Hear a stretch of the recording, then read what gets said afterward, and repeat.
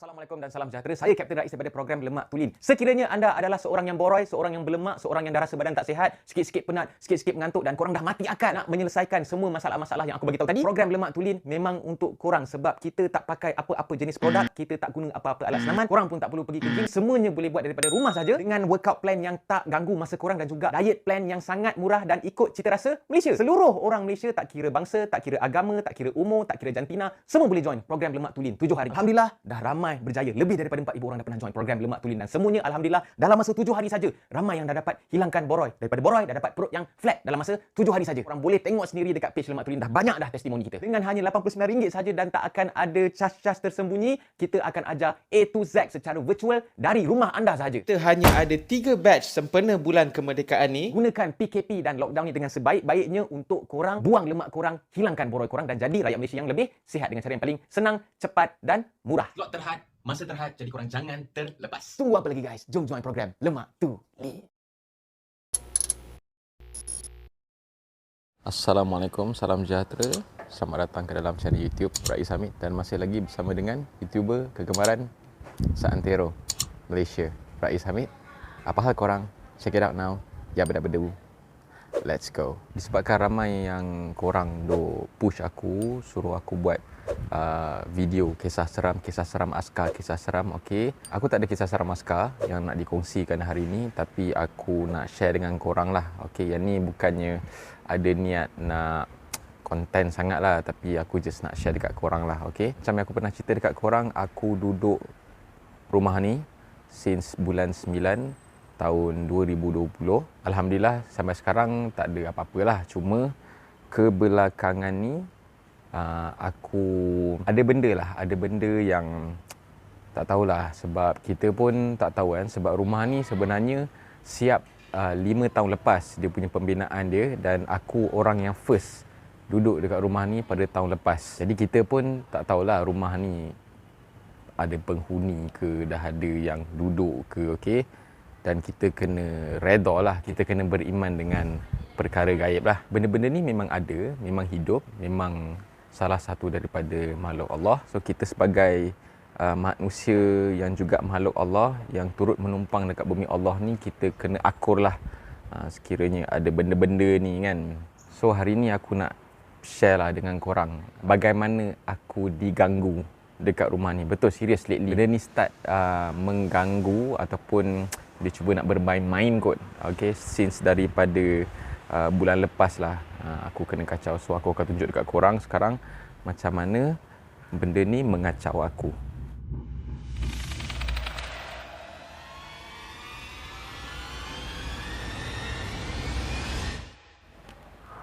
So kita masuk.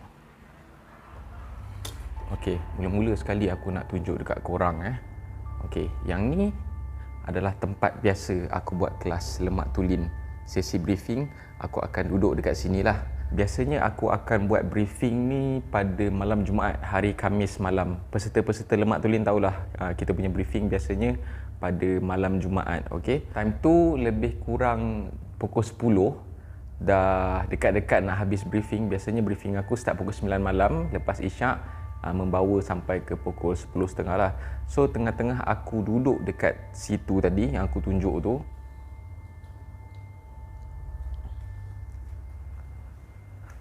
tengah-tengah aku duduk dekat sini bagi briefing, ada laptop apa semua kan. Okay, tiba-tiba something dekat dapur, dekat sebelah sini dapur tau. Tiba-tiba something dekat dapur tu dia jatuh.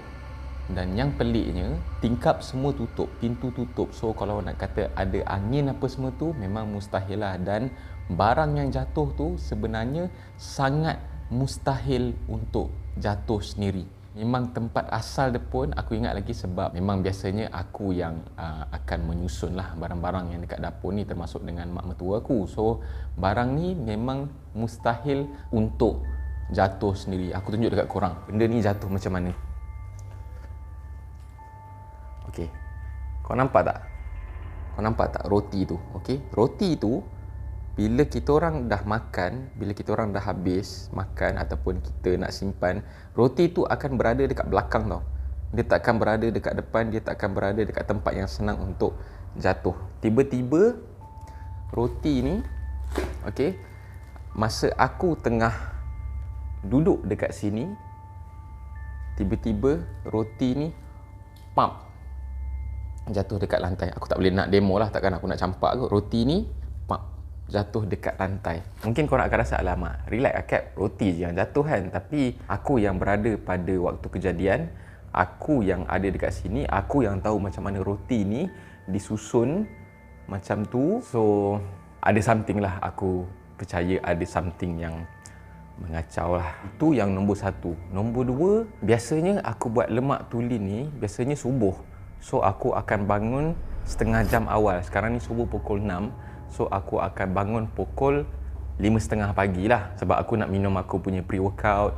And then aku akan turun bawah ni, aku akan on aku punya kuku, aku akan buka tingkap apa semualah, rutin biasa aku buat setiap pagi lah. Lepas tu bila aku naik balik, aku sampai je atas, tiba-tiba dengar bunyi orang buka gas macam ni.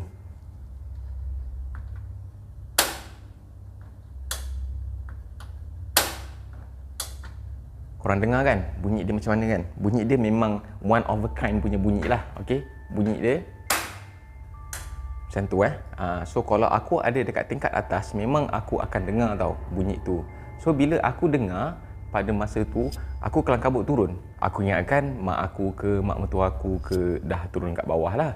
Tapi macam aku fikir, masa aku last naik tadi rasanya tak ada siapa dekat bawah. So aku ni jenis yang bukanlah berani sangat pun, tapi aku bila benda-benda curious macam tu, aku just malas nak fikir crucial sangat, aku turun. End up dekat bawah ni, dekat dapur ni tak ada orang langsung. Subuh dalam pukul 5.50 macam tu, tak ada orang, tapi bunyi gas tu seperti dibuka, dipetik.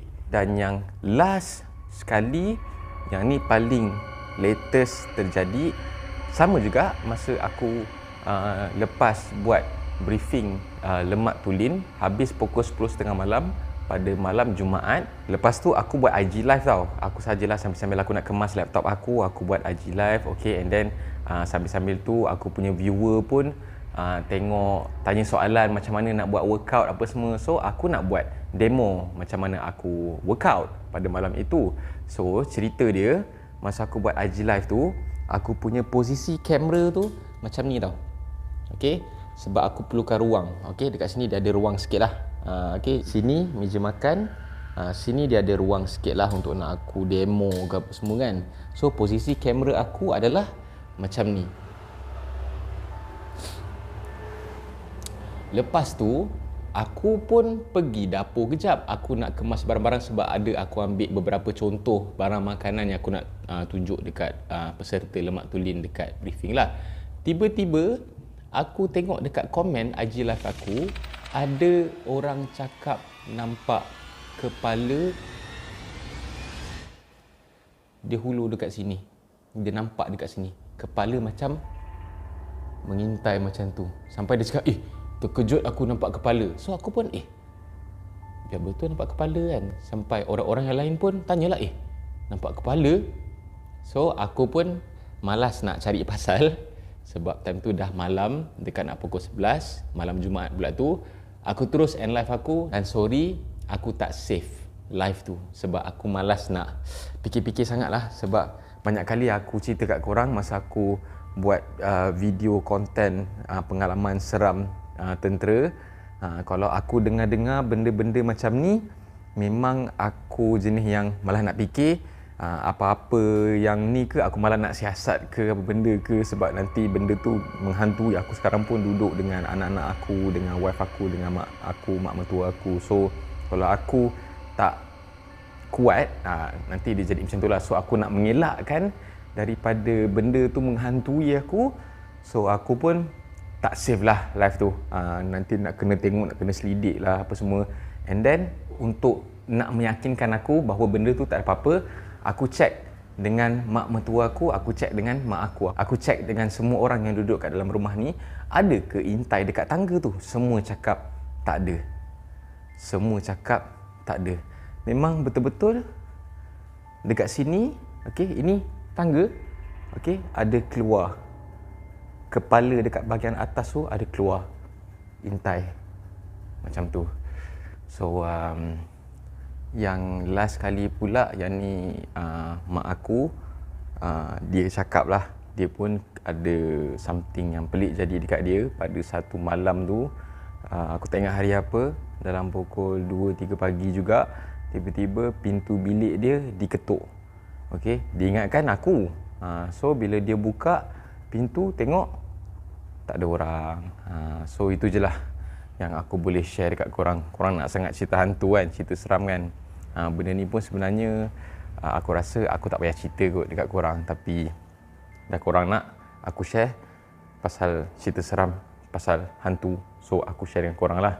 Okay, benda ni pun sebenarnya wife aku pun dia tak bagi cerita lah, sebab dia sebenarnya dia pun tak nak tahu apa yang jadi. Bila aku nak cerita kat dia personally pun, dia refuse nak dengar cerita aku. So aku cerita dekat korang lah. Okay, so itu je cerita dia. So sekiranya korang ada sebarang komen, bolehlah komen dekat ruangan komen kat bawah. Okay, jangan lupa share. Kalau korang rasa cerita hantu ni menarik untuk korang, korang boleh share. Sorry lah kalau tak menepati piawaian cerita hantu dekat korang. Aku tak tahu nak buat seram ke berbenda ke. Aku tak boleh nak rekod tiba-tiba nampak hantu dekat sebelah aku ke benda ke. Sebab ini bukannya macam filem ke benda ke. Boleh pula nak rekod, boleh pula nak keluar hantu macam video-video seram yang kita tengok dekat YouTuber Indonesia tu kan, tiba nampak hantu, nampak pocong kan, bentuk macam unreal lah. Kau boleh rekod hantu kan, kalau kebetulan tak apa. Tapi takkanlah kalau tiba-tiba hantu tu tengah kacau aku ingat pula nak pergi rekod apa semua kan. Aku bukannya ghost hunter pun, aku bukannya orang paranormal pun. Boleh like this video, boleh tekan butang subscribe, dan jangan lupa untuk tekan butang loceng untuk notification video-video daripada channel YouTube Rais Hamid selepas ni. Okey, jangan lupa untuk subscribe. Kita road to 200k subscriber. Sikit lagi. Okey, sikit lagi. InsyaAllah kita akan buat giveaway. Okey. So kalau aku ada apa-apa gangguan lagi yang berlaku dekat dalam rumah aku, so nanti aku akan share dekat korang lah. Okey, so insyaAllah kita jumpa lagi dalam next video. Assalamualaikum guys. Bye bye. See ya.